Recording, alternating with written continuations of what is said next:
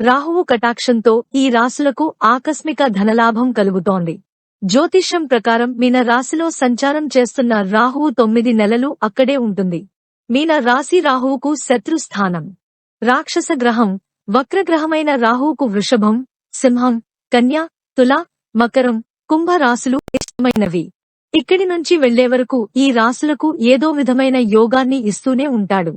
వారికి రాహువు ఏ విధమైన ప్రయోజనాలను కలిగించనున్నాడు అనే వివరాలను తెలుసుకుందాం. వృషభం.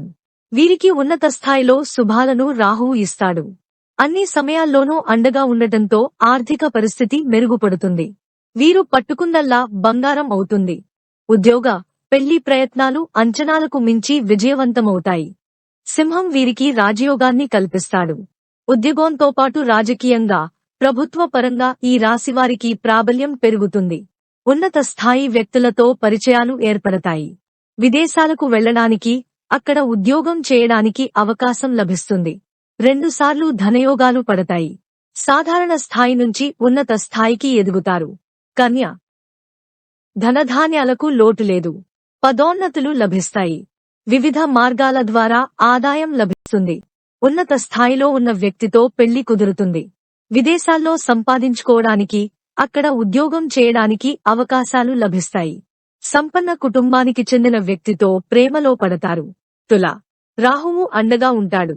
ఆదాయానికి, గౌరవ మర్యాదలకు ఎటువంటి లోటు ఉండదు. వృత్తి, ఉద్యోగాల్లో ప్రాధాన్యం పెరుగుతుంది. రుణ సమస్యలు పరిష్కారమవుతాయి. నిరుద్యోగులకు మంచి అవకాశాలు లభిస్తాయి. లాటరీ, జూదాలు కలిసి వస్తాయి. అవి కలిసి వస్తాయని ఆడొద్దు. అలవాటుంటే మానుకోండి.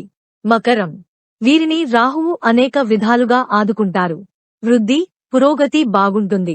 ఆర్థిక సమస్యల నుంచి విముక్తి లభిస్తుంది. వృత్తి, ఉద్యోగాల్లో జీతభత్యాలు పెరుగుతాయి. ఆకస్మిక ధనలాభం ఉంది. కుంభం. ధన స్థానంలో రాహువు ఉండటం వల్ల ఆకస్మిక ధనలాభం ఉంది. వివిధ మార్గాల ద్వారా ఆదాయం వస్తుంది. విదేశీ సొమ్మును అనుభవిస్తారు. ఆ యోగం పట్టుకుంటుంది. కుటుంబంలో శుభకార్యాలు జరగడంతో పాటు మాటకు విలువ పెరుగుతుంది.